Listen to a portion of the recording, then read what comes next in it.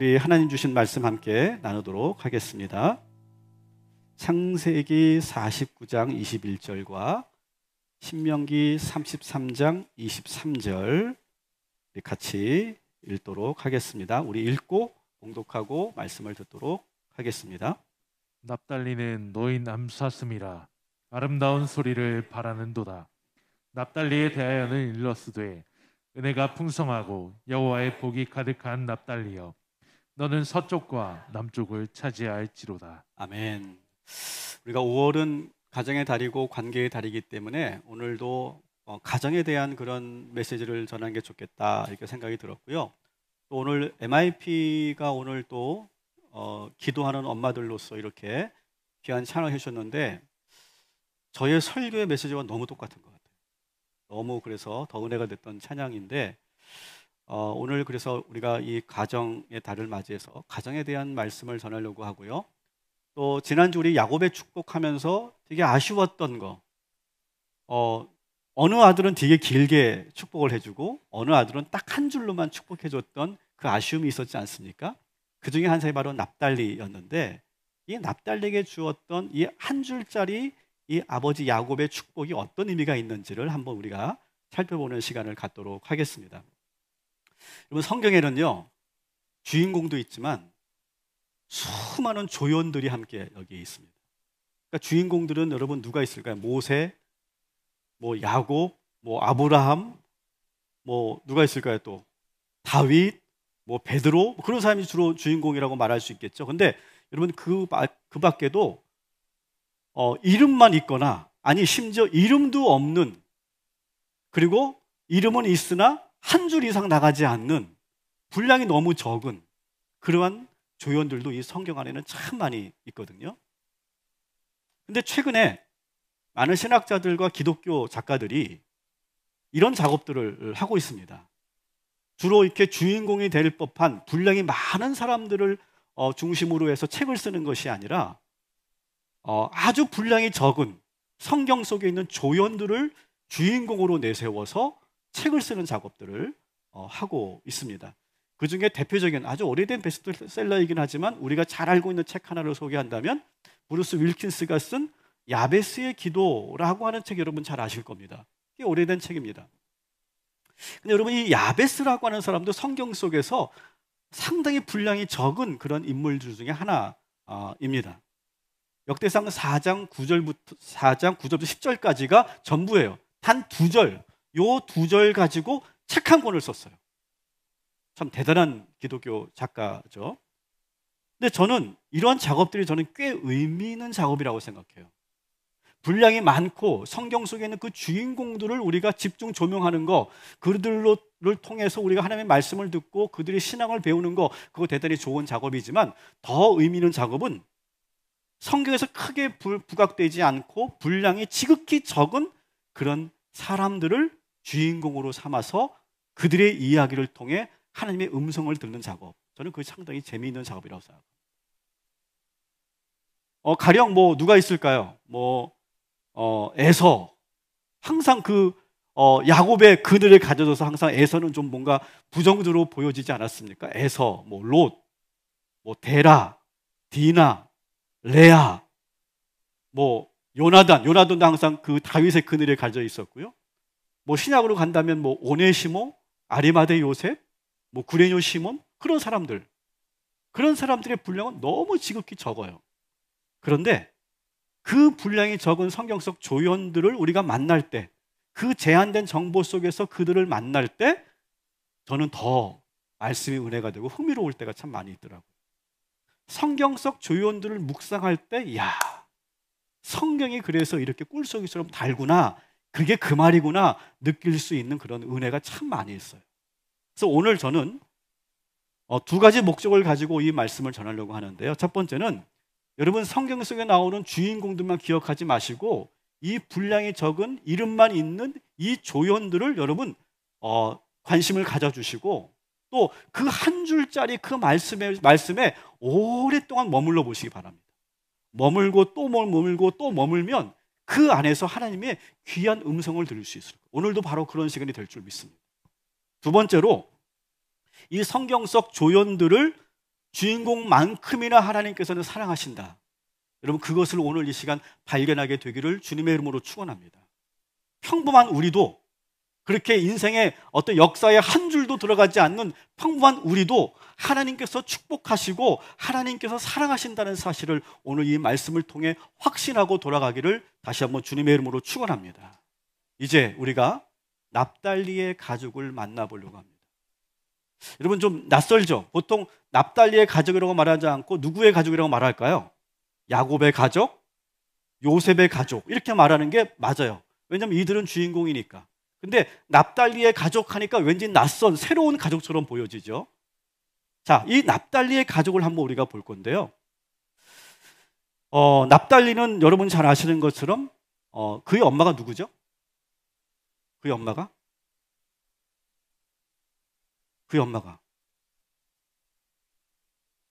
나중에 우리 권사님 장로님들은 1년에 한 번 성경 시험을 봐야 될 것 같아. 알면서도 대답 안 하시는 걸 제가 알고 있는데요. 빌하죠, 빌하. 그죠? 빌하는 누구죠, 그러면? 야곱의 세 번째 부인입니다. 그리고 빌하는 누구의 몸종이었죠? 라헬의 몸종이었어요. 사실 이 라헬과 레아는 이 야곱의 부인이면서도 자매죠. 근데 이 두 자매가 남편의 사랑을 놓고 치열하게 다투고 시기하고 질투합니다. 근데 레아는 남편의 사랑은 많이 받지 못했지만 아들을 잘 낳았어요. 그래서 그 자기가 남편으로부터 받지 못한 사랑을 아들을 낳는 것으로 왠지 충족감을 느끼는 그런 부인이었고, 근데 상대적으로 반대로 이 라헬은 남편의 사랑은 듬뿍 받았지만 아들을 제대로 낳지 못하는 그런 사람이었어요. 그래서 이 라헬이 어떤 궁리를 합니까? 자기의 몸종이었던 빌하를 남편의 숙소에 들여보내는 거예요. 자기가 하지 못하는 일을 그 몸종이 대신해 주기를 바라서 그렇게 들여보낸 거죠. 그러니까 오늘 우리 현대사회의 문화로 우리가 이걸 본다면 상당히 문제가 있는 것처럼 보이지만, 여러분, 그 당시 고대 근동 시대의 풍습과 문화로 여러분 이해해 주시면 좋을 것 같아요. 그런데 기적적으로 이 빌하가 남편의 아이를 갖게 됩니다. 그 두 아들이 누굴까요? 단과 납달리예요. 한번 우리 창세기 30장 6절부터 8절까지 같이 한번 읽어보도록 하겠습니다. 라헬이 이르되 하나님이 내 억울함을 푸시려고 내 호소를 들으사 내게 아들을 주셨다 하고 이로 말미암아 그의 이름을 단이라 하였으며, 라헬의 시녀 빌하가 다시 임신하여 둘째 아들을 야곱에게 낳음에 라헬이 이르되 내가 언니와 크게 경쟁하여 이겼다 하고 그의 이름을 납달리라 하였더라. 아멘. 자, 오늘 이 말씀을 잘 보세요.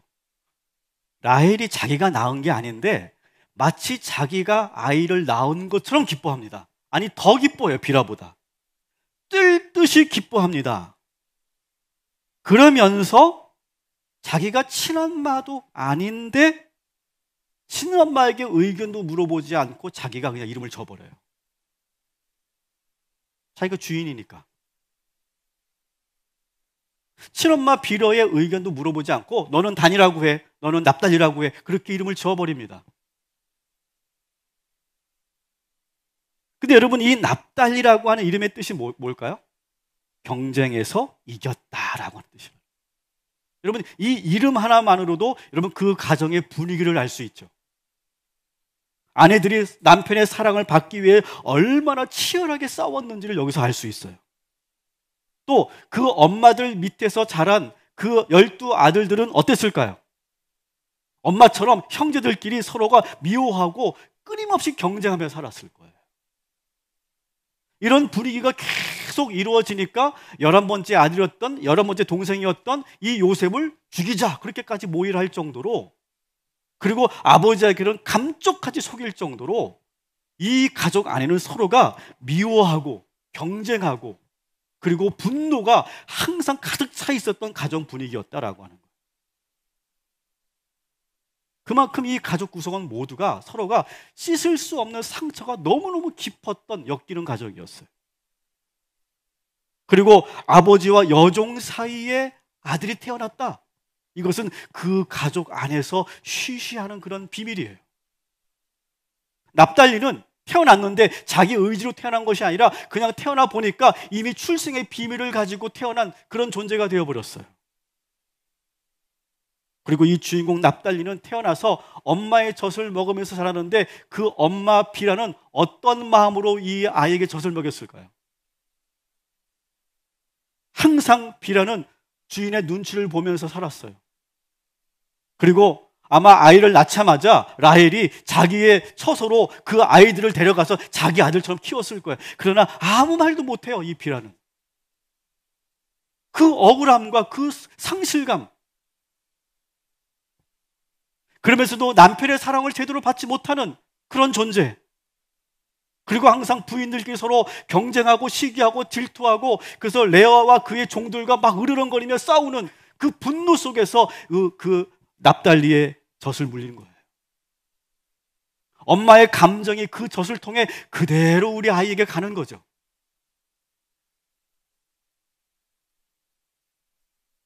엄마가 납달리를 안고 젖을 먹일 때마다 항상 엄마의 얼굴을 납달리가 보며 자랐을 거예요.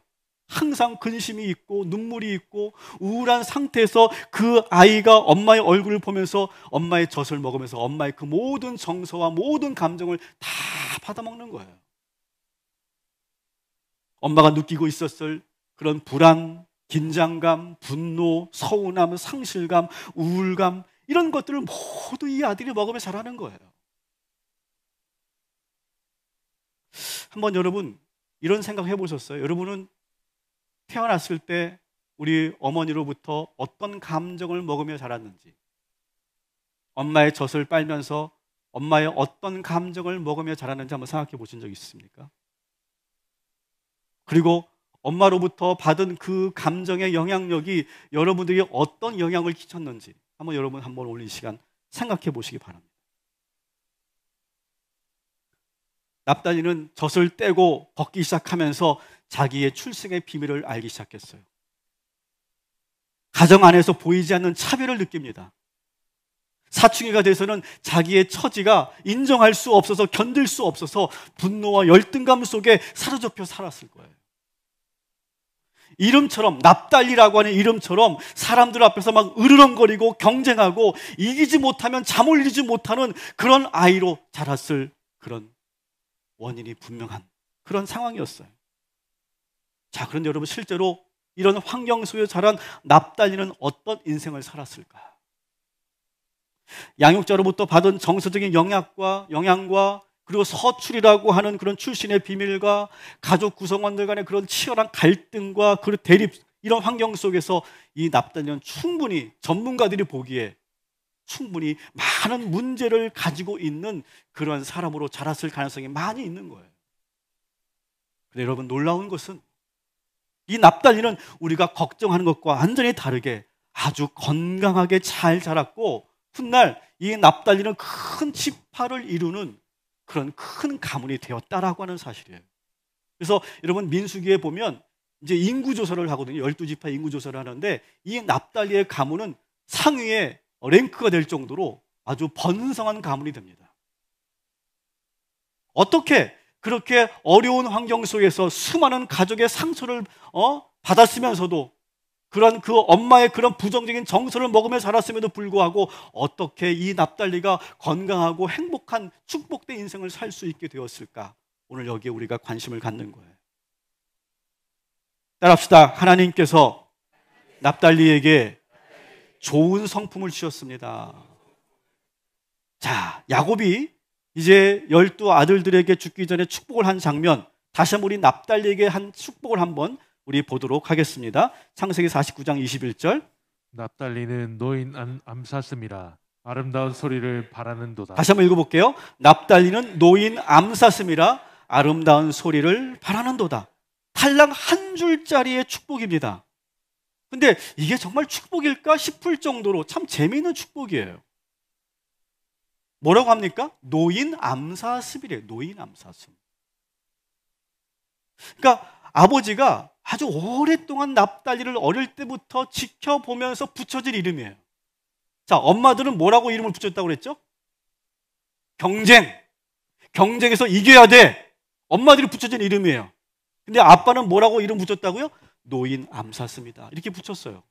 여러분, 어떤 이름이 더 좋아 보이세요? 암사슴이라는 이름이 더 좋아 보이죠? 엄마들은 아이가 배다른 형제들과 경쟁에서 이겨야 한다고 생각했어요. 그래서 경쟁, 납달리라고 이름을 붙여주었는데 아버지는 더 정감 있는 이름 붙여줍니다. 다시 말하면 뭘까요? 납달리는 엄마가 붙여준 이름대로 살지 않았다는 거예요. 그리고 무슨 암사슴이에요? 묶여있는 암사슴이 아니라 노인 암사슴. 다시 말하면 자유로운 암사슴이었다는 거예요.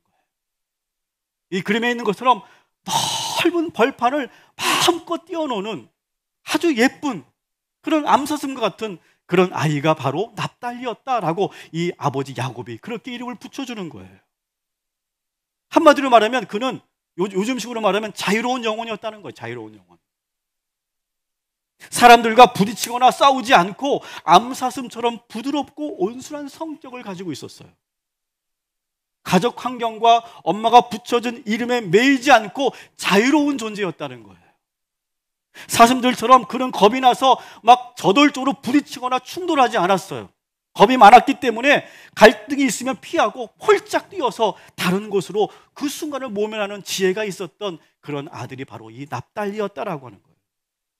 그래서 야곱이 보기에 이 납달리는 미워할래야 미워할 수 없는 그런 아들이었다. 때로는 웃음을 짓게 하는 아들이었다라고 하는 거예요. 뭘 보고 알 수 있냐면 노인 암사슴이라고 말하면서 또 뭐라고 합니까? 아름다운 소리를 바라였도다 이렇게 말하고 있어요. 아름다운 소리, 이게 뭘까요, 여러분? 아름다운 소리. 그러니까 납달리는 적어도 이런 아이였던 것 같아. 이런 아들이었던 것 같아. 말을 하는데 참 말을 잘하는 아들이었어. 막 이렇게 화나는 말, 부정적인 말 그런 걸 쏟아내는 아이가 아니라 재미있게 말하고, 그러니까 형제들끼리 모여도 막 형제들끼리 막 싸워도 그 사이에서 막 재미있게 분위기를 만들어낼 수 있는 그런 아들이었다는 거예요. 아마 여러분 형제들 가운데 그런 성격을 갖고 있는 그런 형제들이 많이 있을 거예요. 묵뚝하고 과묵한 게 아니라 말도 잘하고 재밌게 말하고 모든 것을 다 긍정적으로 말할 수 있는, 그래서 싫어할래야 미워할 수 없는 그런 아들. 또 이렇게도 볼 수 있어요. 좋은 소리를 바랬다라고 하는 것으로 봐서 이 뭘 말할 수 있을까요? 뭘 볼 수 있을까요? 노래를 좋아했다 이렇게 말할 수도 있어요. 노래를 좋아했다. 여러분, 이 노래, 음악, 여러분 이게 어떤 효과가 있습니까? 노래는 우리의 감정을 막 표현하죠. 우리의 감정을 이렇게 쏟아냅니다. 그러면서 우리의 감정이 정화되는 효과가 있죠. 우리의 감정을 이렇게 부정적인 감정도 우리가 노래를 하면 이렇게 승화되는, 그리고 새로운 좋은 에너지로 바꿔주는 그런 효과가 이 노래에 있습니다. 제가 살던 제가 어릴 때 살던 곳이 아시죠? 강서 외발산동. 네, 거기 보면 그 앞에 그 당시에 처음으로 큰 길이 뚫렸어요. 남부순환도로 소위. 지금은 엄청 차가 막히는 도로였지만 처음 이 길이 만들어졌을 때는 사람 하나 없고 차가 거의 다니지 않는 도로였어요. 저는 어릴 때라면 언제냐면 사춘기 때, 막 내 안에서 막 뜨거운 불이 있을 때, 막 이 감정을 어떻게 주체할 수가 없을 때, 막 분노와 뭐 불안함과 두려움 막 그런 것들이 막 제 안에 가득 차 있을 때 저는 어떻게 했냐면 집에서 기타를 들고 노래를 하기 시작합니다. 노래를 하면 저는 3시간, 4시간씩 했어요. 근데 저희 어머니가 그걸 다 듣고 계셨어요. 아무 말도 안 하셨어요. 저는 그게 정말 대단하다고 생각해요. 낮에는 그렇게 막 부릅니다. 다행히 저희가 주인집이었기 때문에 아무도 저한테 말을 하지 못했어요. 그리고 밤이 되면 저 어떻게 했냐면 그것도 성이 안 차니까 저는 그 남부순환도로를 가는 거예요. 차가 다니지 않는 그곳에 가서 막 소리 지르면서 막 고래고래 소리 지르면서 막 노래를 했던 기억이 있어요.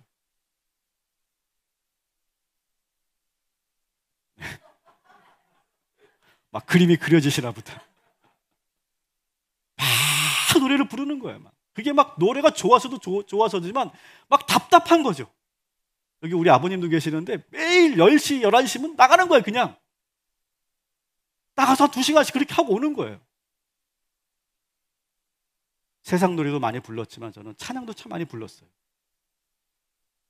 근데 그때 불렀던 찬양들과 그때 불렀던 노래들이 저를 만든 거라고 생각해요. 여러분, 좋은 소리를 바라는도다. 이것은 아마 납달리가 정말 그 불우한 환경 속에서 그 많은 상처를 딛고 가지고 살아왔던 그 아들이 들로 산으로 나가서 막 노래를 부르는 거예요. 그러면 아버지가 어디선가 노랫소리가 들리는 거예요. 오늘 또 납달리가 저럼 또 노래하고 있구나. 뭔가 좀 답답한 게 있구나. 그러면서 묵묵히 그 아들을 지켜봤던 거죠. 여러분, 찬양은요, 우리의 영혼을 회복시키고 우리의 상처를 치유하는 능력이 있음을 믿으시기 바랍니다. 만일 저에게 찬양이 없었다면 저는 목사가 되지 않았을 거예요. 아마 제가 노래를 하지 않고 찬양을 하지 않았다면 저는 아마 부정적이고 아주 비관적인 인생을 살았을 거예요. 아버지 야곱은 혼자 막 들에서 산에서 막 소리 지르면서 노래하는 그 납달리의 노래소리를 들으면서 묵묵히 바라보고 관찰했던 거예요. 그리고 아버지 야곱이 납달리에게 이렇게 이름을 붙여준 거죠. 따라합시다. 노래 부르는 자유로운 암사슴. 참 너무 좋은 이름 아닙니까? 노래 부르는 자유로운 암사슴. 저는 이 짧은 축복이지만 너무 기가 막힌 축복이라고 생각해요. 사랑하는 여러분 무엇인가에 묶여있지 마시기 바랍니다. 특별히 여러분 가정 안에 있었던 그 모든 상처와 모든 과거의 사건으로부터 여러분 묶여있지 마시고 자유로운 암사슴이들이 되시기를 주님의 이름으로 축원합니다. 성난 사자처럼 으르렁거리지 마시고 예수 그리스도께서 우리 안에 계심으로 우리가 온순해지고 평화로워지는 그런 암사슴과 같은 인생으로 여러분 변화되기를 주님의 이름으로 축복합니다.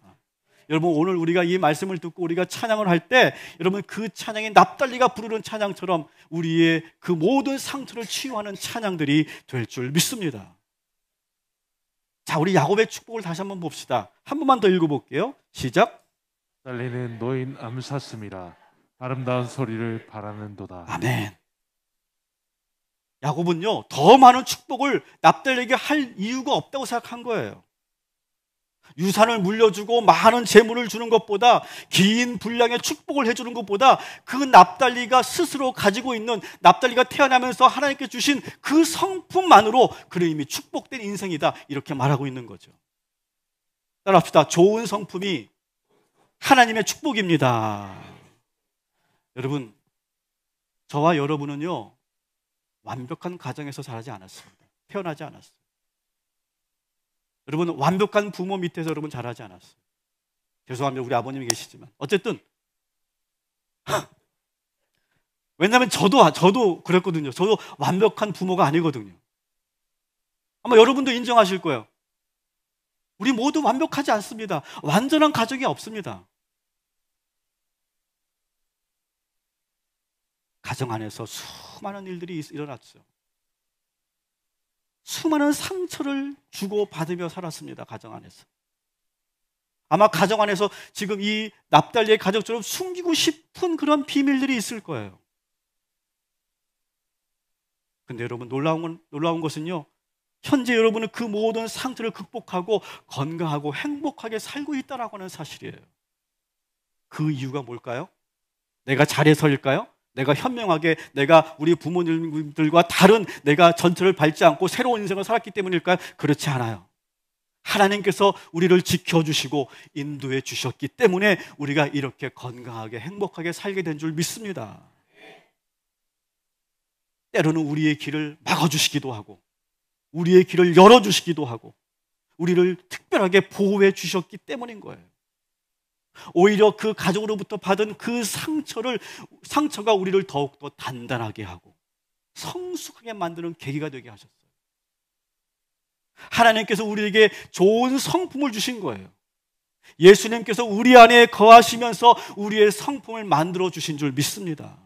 여러분, 지금도 여러분, 우리의 자녀들 안에 예수께서 임재하시면, 들어가시면 우리 자녀들이, 우리가 부족한 부모였지만 우리 자녀들이 건강하고 행복한 삶을 살게 될 줄 믿습니다. 좋은 성품으로 변화될 줄 믿습니다.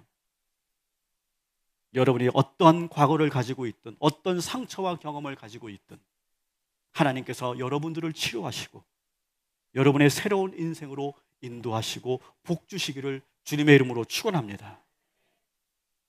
하나님은 납달리에게 이렇게 좋은 성품만 주신 게 아니었어요. 이제는 그에게 풍요의 복을 주시기도 합니다. 신명기 33장을 보면요, 모세가 12지파에게 죽기 전에 축복하는 장면이 나와요. 한번 우리 33장 1절 같이 한번 읽어보겠습니다. 하나님의 사람 모세가 죽기 전에 이스라엘 자손을 위하여 축복함이 이러하니라. 아멘. 자, 창세기 49장은 야곱이 죽기 전에 12아들에게 축복한 장면이고요. 이 신명기 33장은 모세가 죽기 전에 12지파에게 축복한 장면이에요. 자, 그런데 여기에서도 납달리에 대해서 축복하는 장면이 나오는데요, 여기도 여전히 한 줄짜리예요. 우리 23절 같이 읽겠습니다. 납달리에 대하여는 일러스되 은혜가 풍성하고 여호와의 복이 가득한 납달리여 너는 서쪽과 남쪽을 차지할지로다. 아멘. 자, 짧긴 한데요, 뭐라고 되어 있습니까? 그 축복이 상당히 다릅니다. 납달리는요, 하나님의 은혜가 풍성하고 축복이 가득하다 이렇게 되어 있어요. 그러면서 납달리에게 기업을 주는데요, 어디에 줬대요? 서쪽과 남쪽을 주겠다 이렇게 되어 있어요. 서쪽과 남쪽. 어딜까요? 지도를 보시면 서쪽과 남쪽은 뭘 말하냐면 갈리 호수를 중심으로 보는 거예요. 서쪽과 남쪽이 누구의 땅이에요? 납달리가 받은 기업이라는 거예요. 여러분, 이 가나안, 여기가 이 지도가 다 가나안 지역이잖아요.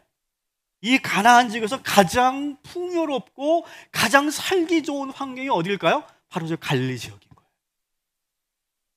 지금 이 풍경이 바로 갈리의 모습이거든요. 이렇게 좋은 곳을 하나님께서 납달리에게 주셨다는 거죠. 저는 이 풍경을 보면서, 야, 하나님은 참 공평하시구나. 유다와 요셉에게 더 많은 걸 주실 줄 알았는데 그렇지 않았다는 거예요, 여러분.